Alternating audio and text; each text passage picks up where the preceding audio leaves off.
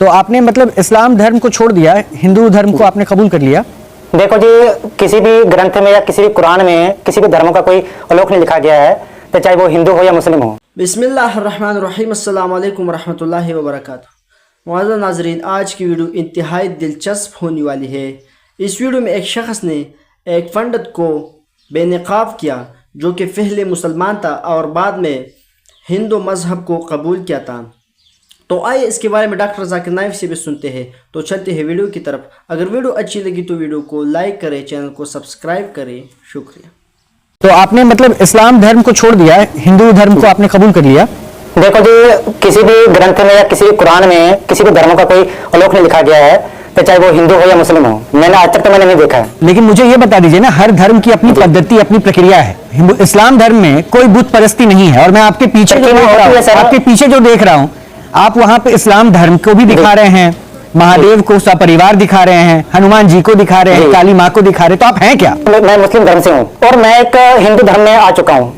आप जाने में हिंदू धर्म में आ चुका हूँ। अच्छा। हिंदू धर्म में आ चुका तो मुझे, जब मैंने माता रानी को मैंने अपना गुरु मानकर चला, तो माता रानी ने मुझे शक्तियां प्रदान की। तो माता रानी को तो बोलना चाहिए ना कि आप हिंदू, आप मुस्लिम धर्म, आप हिंदू धर्म में आकर आपको शक्ति नहीं मिलेगी। उन्होंने मेरे साथ ऐसा विचार क्यों नहीं किया? अच्छा, अब बाबा मुझे एक बात बताइए। अब मैं आपकी शक्तियों को जानना चाहता हूँ। आपने कहा कि माँ ने आपको जो शक्तियां दी, क्या शक्तियां दी माँ ने? जी देखो, माता रानी ने, देखो मैं बताता हूँ, मैं अपने जीवन की बात बताता हूँ। जब मैं कम उम्र का था, तो मेरे पिताजी 300 रुपए महीने पर नौकरी करते थे। ठीक है, 300 रुपए महीने पर नौकरी करते थे। जब से मैंने माता रानी के चरणों पर आया हूँ, आज माता रानी की कृपा से आज मेरे पास सब कुछ है। ये तो आज मैं अपनी शक्तियों से लोगों को ठीक भी करता हूँ, लोगों को भलाई भी करता हूँ। नहीं, तो ये तो माता की कृपा रही। तो मैं वही शक्तियां जानना चाह रहा हूँ ना कि माता की कैसे आपने साधना की, कैसे माँ ने आपको सिद्धियां दी, और कौन कौन सी शक्तियां अब आपके पास है। देखो, मेरे पास माता वैष्णो देवी की स्वयं शक्तियां हैं, जो कि मुझे जब भी जरूरत पड़ती है मैं माता रानी को बुलाता हूं और माता रानी मेरे समस्या का हल करके वो चले जाते हैं। अगर कोई मरीज आता है मेरे पास, तब भी मैं माता रानी से रिक्वेस्ट करता हूं, माता रानी जो मरीज है आप मेरा इलाज रखें और माता रानी जो इस मरीज को आप इनको ठीक कीजिए। तो माता रानी बड़े धैर्य दिल से माता रानी को, उन व्यक्ति को ठीक करके कुछ ही दिनों में उनको ठीक कर देते हैं। अच्छा, ये माँ की साक्षात कृपा आप तक पहुंचते रहती है। अभी आपने कहा कि जब आप माता को बुलाते हैं तो माता आती हैं, आप और मैंने आपसे बात करती हैं, तो क्या हमें माता के दर्शन करवा सकते हैं? आपके माध्यम से क्या माता के दर्शन कर सकते हैं? देखो, माता रानी के दर्शन तो समझ लो, ऐसा क्या कह सकते हैं, वो तो भावना के ऊपर है। जिसने जैसे भक्ति की है उनको उसी प्रकार कर। आप अगर भक्ति करेंगे माता रानी की, तो आपको अपने अदृश्य रूप में आपको माता रानी आपको दर्शन देंगे। आपने कहा ना कि आप माता को जब बुलाते हैं तो माता आती हैं। मुझे एक एहसास चाहिए। मैं चाहता हूं कि अगर शायद मैं आपकी वजह से थोड़ा धन्य फील कर लूं। ठीक है, मैं आपके सामने अभी हमारे पास ये पारा है, अभी आप देख रहे हैं, ये पारा होंगे, इसको हम कपड़े हैं, और माता रानी को मैं बुलाने की कोशिश करूंगा अभी। जी ठीक है जी। आप देखेंगे, जो हमारे पास इस वक्त 5 लकड़ियां हैं। जी ठीक है जी। 5 लकड़ियां हैं और जो 5 हमारे पास लकीरें हैं, कपड़े के टुकड़े हैं। हाँ। जी, आप देखेंगे ये 5 है। ठीक है, ये 5 है। जी ठीक है जी जी। और ये कोई जादू का खेल नहीं है, और ये कोई किसी का कोई ये नहीं कि आप मैं एक माता रानी बता लोग दिखाते हैं जादू दिखाते हैं। जादू का मतलब नहीं, इसलिए माता रानी कर चाहे तो वो हमें अपना मेहनत का फल देंगे, अगर माता रानी नहीं चाहे तो वो नहीं देंगे। ठीक है, मैं एक व्यक्ति किसको बुलाना चाहता हूँ यहाँ पर। अच्छा, बुला लीजिए, वो हमारे रिपोर्टर होंगे, उनको बुला लीजिए। रिपोर्टर आएंगे या कौन आएंगे? ठीक है, गोपी बैठो, इसको लेटो।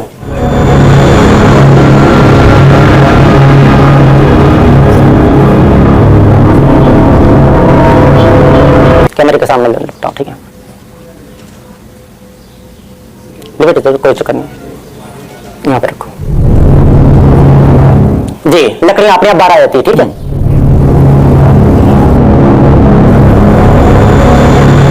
ये नहीं आया। ठीक है,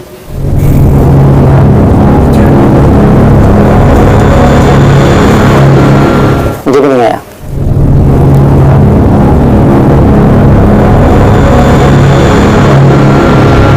ये भी नहीं आया। ये आ जाती है, जो इनकी दुकान अच्छा चलेगा। अच्छा, हम जैसे लकड़ियां इसके बीच में रखेंगे। आप देखो, हमने 5 रखे, सेम आए और ये लकड़ियां निकलकर बाहर आ जाएंगे। ये हमने बीच में रखा, ये लकड़ियां इस तरह आ जाएंगे, ऊपर आ जाएंगे, ये लकड़ी बाहर आ जाती है। तो इसका क्या मतलब? इस प्रकार के हम लोगों का भलाई भी करते हैं और लोगों के बारे में बताते हैं। इसका मतलब तो गोपी का जो दुकान का काम जो अच्छा चलेगा। लेकिन आपके आह्वान पे माता जी नहीं आई दर्शन देने के आया है लिए। इसमें। ये तो गोपी के प्रश्न का उत्तर मिल गया बाबा, लेकिन आपके देखो जी, आग्रह पर माता जी दर्शन देने नहीं आ। हाँ, उत्तर मिल गया।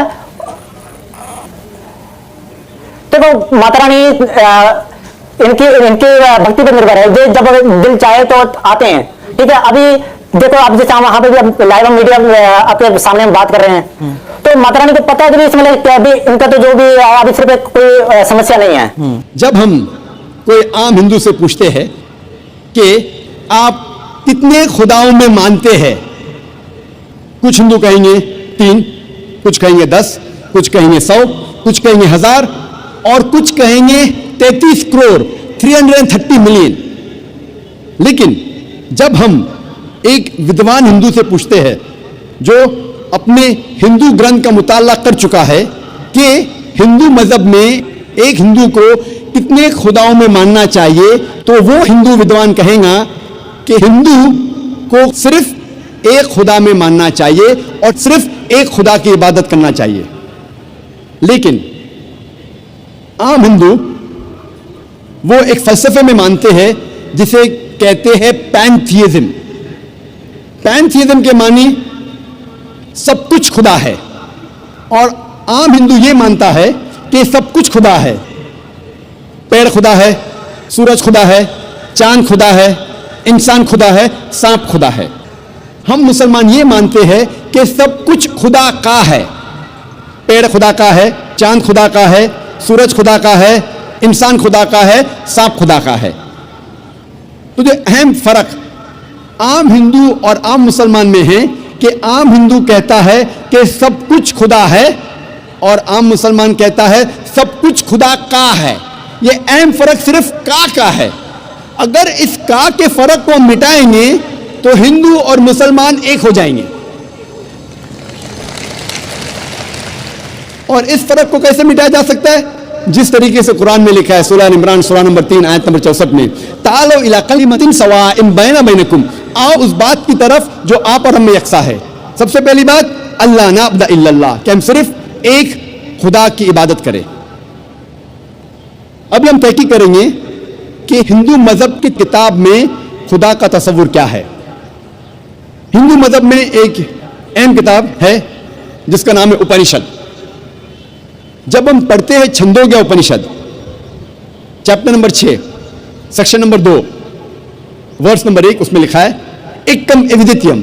ये एक संस्कृत श्लोक है जिसके मानी है खुदा एक है, ईश्वर एक है, दूसरा नहीं है।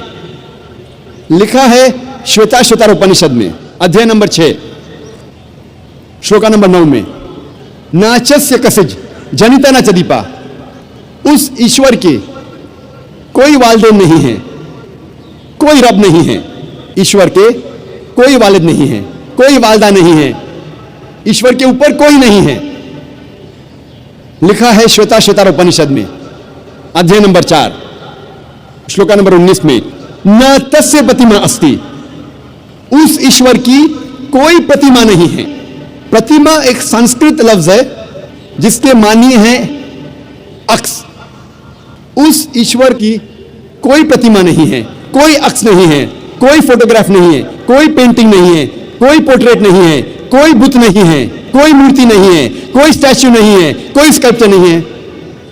लिखा है न तस्य प्रतिमा अस्ति, उस ईश्वर की कोई प्रतिमा नहीं, कोई अक्स नहीं, कोई फोटोग्राफ नहीं, कोई पेंटिंग नहीं, कोई पोर्ट्रेट नहीं, कोई मूर्ति नहीं, कोई बुत नहीं, कोई स्टैच्यू नहीं, कोई स्कल्पचर नहीं। और हिंदू मजहब में सबसे ज्यादा पढ़ी जाने वाली किताब है भगवत गीता। भगवत गीता में लिखा है अध्याय 7, श्लोक नंबर 20 में, all those whose intelligence has been stolen by material desires, they worship demigods। मतलब जिसकी अकल दुनियावी चीजों के पीछे भागती है वो लोग खुदा के अलावा दूसरे किसी चीज की इबादत करते हैं। जब हम तफसीर पढ़ते हैं, कई भगवत गीता की तफसीर में लिखा है कि जो लोग की बुद्धि, जो लोग की अकल पैसे के पीछे भागती है या दुनियावी चीजों के पीछे भागती है, वो बुत परस्ती करते हैं, खुदा के अलावा दूसरी चीज की इबादत करते हैं।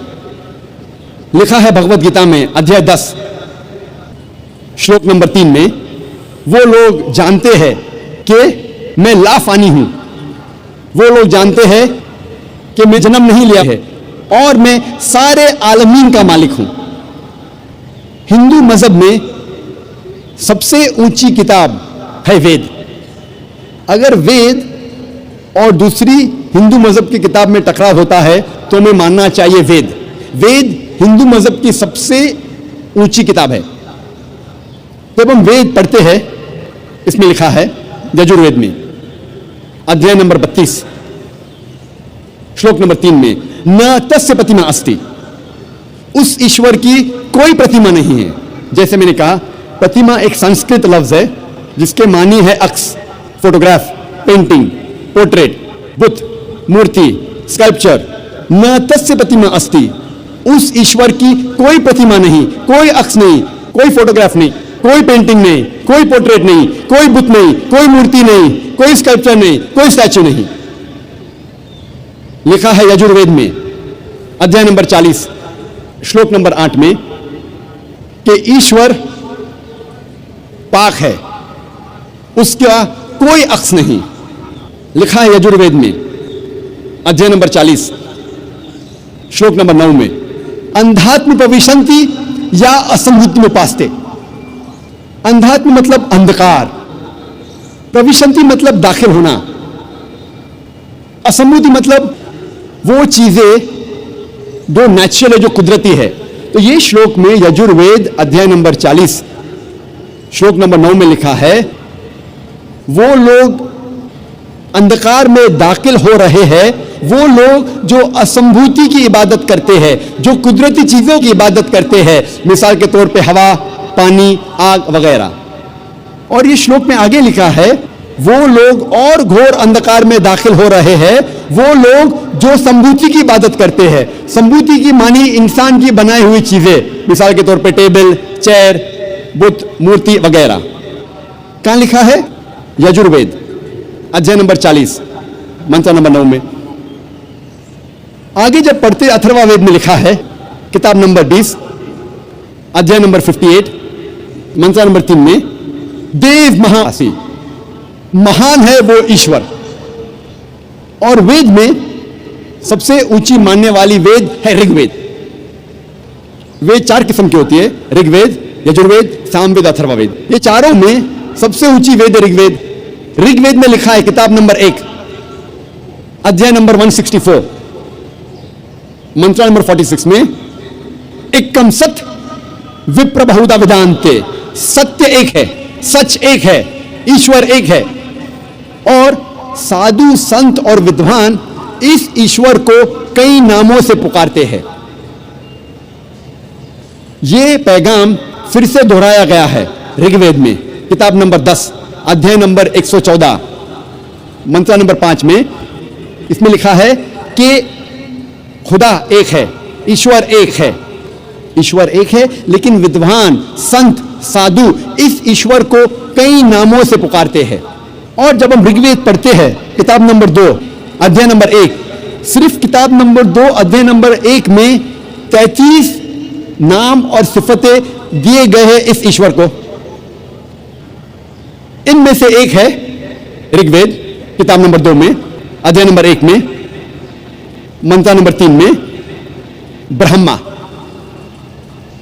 ब्रह्मा कहा जाता है उस ईश्वर को जो बनाने वाला है। जब हम अंग्रेजी में तर्जुमा करते हैं तो इसे कहते हैं क्रिएटर। जब उर्दू या अरबी में तर्जुमा करते हैं इसे कहते हैं खालिक।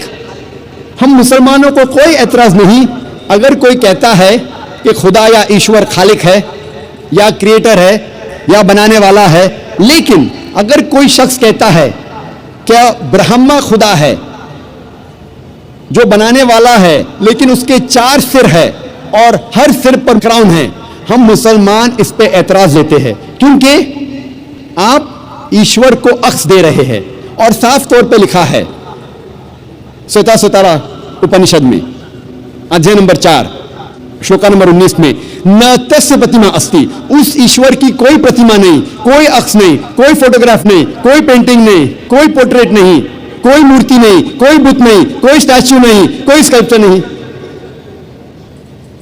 एक और सिफत या नाम ऋग्वेद किताब नंबर 2 अध्याय नंबर 1 मंत्र नंबर 3 में दिया गया है, वो है विष्णु। विष्णु कहते हैं पालने वाले ईश्वर को। अगर अंग्रेजी में तर्जुमा करते तो हो जाता है सस्टेनर, चेरिशर। उसको अरबी या उर्दू में तर्जुमा करते हो जाता है रब। हम मुसलमानों को कोई एतराज नहीं अगर कोई कहता है कि खुदा या ईश्वर रब है, सस्टेनर है, चेरिशर है, पालने वाला है। लेकिन अगर कोई शख्स ये कहता है कि विष्णु पालने वाला खुदा है, पालने वाला ईश्वर है, और उस ईश्वर के 4 हाथ है जैसे इंसानों जैसे, और एक हाथ में चक्रा है और दूसरे हाथ में कौंच है, और वो पानी पे जा रहा है सांपों पे बैठकर, या हवा में उड़ रहा है एक परिंदा जिसका नाम है गरुड़ा पर, हम मुसलमान इस पर एतराज करते हैं क्योंकि आप खुदा को अक्स दे रहे हैं। और आप यजुर्वेद अध्याय नंबर 32 मंत्र नंबर 3 के खिलाफ जा रहे हैं जिसमें लिखा है न तस्य प्रतिमा अस्ति, उस ईश्वर की कोई प्रतिमा नहीं, कोई अक्स नहीं, कोई फोटोग्राफ नहीं, कोई पोर्ट्रेट नहीं, कोई पेंटिंग नहीं, कोई बुत नहीं, कोई मूर्ति नहीं, कोई स्कल्पचर नहीं, कोई स्टैच्यू नहीं। जब हम ऋग्वेद पढ़ते हैं, ऋग्वेद में लिखा है किताब नंबर 8 में अध्याय नंबर 1 मंत्र नंबर 1 में, मां चिदम यदि संसद, इबादत सिर्फ वो एक ईश्वर की करो, सिर्फ उसकी प्रशंसा करो। लिखा है ऋग्वेद में किताब नंबर 6 अध्याय नंबर 45 मंत्र नंबर 16 में, या एक मुश्ती ही प्रशंसा सिर्फ वो एक खुदा की करो, सिर्फ उसकी इबादत करो। और हिंदू मजहब में जो ब्रह्मा सूत्रा है, जो हिंदू मजहब का कलमा है, वो है एकम ब्रह्म द्योत्या नास्ते नेना नास्ते किंचन, भगवान एक ही है, दूसरा नहीं है, नहीं है, नहीं है, जरा भी नहीं है। There is only one god, not a second one, not at all, not at all, not in the least bit. जब हम हिंदू मजहब की किताबों का मुताला करते हैं, हमें पता लगता है कि हिंदू मजहब में लिखा है कि एक ही ईश्वर, एक ही खुदा की इबादत करो, जिसकी कोई प्रतिमा नहीं, जिसका कोई अक्स नहीं, जिसका कोई फोटोग्राफ नहीं, कोई पेंटिंग नहीं, कोई पोर्ट्रेट नहीं, कोई बुत नहीं, कोई मूर्ति नहीं, कोई स्टैच्यू नहीं, कोई स्कल्पचर नहीं। वीडियो आपने पूरी देखी होगी। अगर आपको समझना है कि हिंदू मजहब में खुदा या ईश्वर का सही तस्वुर क्या है, तो आपको हिंदू मजहब की किताबों का मुताला करना चाहिए। आपने आज काफ़ी अच्छी बातें बताई। मेरा नाम मनोहर रणपी से है। मैं महाराष्ट्रियन फैमिली से ताल्लुक़ रखता हूँ और कवि हूँ। मराठी में कवि बोलते हैं, उर्दू में शायर बोलते हैं आप लोग, और मराठी में गज़लें लिखता हूँ। तो इसके लिए काफ़ी उर्दू शायरों की दीवानों का अभ्यास मुझे करना पड़ा। आपने खुदा के तस्वुर के बारे में आज लेक्चर दिया है, अलग अलग मज़हब में खुदा का तस्वुर क्या होता है। तो आपके मुस्लिम कम्युनिटी में काफ़ी शायर है जिनका रुतबा बहुत बड़ा है। तो मैं ये पूछना चाहता हूँ कि इसमें सूफीज़म को मानने वाले कई शायर हैं, जैसे अमीर खुसरो है, गालिब है। वो कहते हैं कि एक तू ही तो है जहाँ में सनम, फिर ये हंगामा है खुदा क्या है। इस तरीके से खुदा का तस्वुर करने वालों को क्या आप इस्लाम कबूल करने वाले मानते हैं क्या, मुसलमान मानते हैं क्या? ये मुझे बताइए ज़रा। भाई साहब का सवाल है कि कवि है, शायर है, मनोहर भाई साहब भी माशाल्लाह शायर है। वो ये कहते हैं कि शायर जब खुदा का तस्वुर बयान करता है अपनी कविता में या अपने शायरी में, तो क्या आप मानते हैं ये सही है कि गलत है? जो भी कवि, जो भी शायर खुदा का तस्वुर बयान करता है अपने शायरी में या अपनी कविता में, अगर वो कुरान के मुताबिक है, अल्लाह के रसूल के मुताबिक है, तो वो सही कवि है, सही कविता है, सही शेर है। लेकिन अगर वो कुरान के खिलाफ है और सही हदीस के खिलाफ है तो गलत है। इसीलिए मैंने मेरी तकरीर में कहा कि एक तौहीद है, तौहीद अल अस्मा व सिफात। अगर वो तौहीद अल अस्मा व सिफात तौहीद रुबूबिया, तौहीद और इबादा के खिलाफ नहीं है तो बिल्कुल सही है। लेकिन कई बार शायर बहक जाते हैं और खुदा का तसव्वुर करते करते बहक जाते हैं और शिर्क करते हैं। लेकिन अगर वो कुरान के मुताबिक है, सही हदीस के मुताबिक है तो बिल्कुल सही है। और जितने भी शायर, मैं तो शायर नहीं हूं, ना मैं उर्दू दान हूं, मैं फारसी जानता हूं, लेकिन जितने भी शायर है, सबसे बेहतरीन शायर जिसने अल्लाह सुब्हानहू व तआला के बारे में कहा और इस्लाम का पैगाम बयान किया है, वो अल्लामा इकबाल। इसीलिए कल एक नशिस्त थी, शिकवा जवाब शिकवा, जो अल्लामा इकबाल का था माशाअल्लाह। उसने शिकवा किया अल्लाह से, किस तरीके से इंसान शिकवा करता है। काफी लोग ने फतवा लगाया कि वो काफिर है। बाद में उनने जवाब दिया, शिकवा का जवाब दिया। जवाब इतना बेहतरीन था माशाअल्लाह कि अल्लाह ने उनके कलाम में तासीर दी माशाअल्लाह। लेकिन जो भी कवि, जो भी शायर कोई भी शायरी करता है, कविता लिखता है, कुरान और सही हदीस के मुताबिक है, वो सही है। अगर इसके खिलाफ है, चाहे कोई भी मजहब का हो, तो वो गलत है। Hope that answers the question. Welcome back प्यारो दोस्तों, ये थी हमारी आज की वीडियो। उम्मीद करता हूँ वीडियो आपने पूरी देखी होगी और पसंद भी आई होगी। अगर वीडियो पसंद आई हो तो वीडियो को लाइक करें, चैनल को सब्सक्राइब करें और साथ में बेल आइकन भी प्रेस करें ताकि इसी तरह फॉरवर्ड वीडियोस आप तक बर वक्त पहुँच सके। शुक्रिया।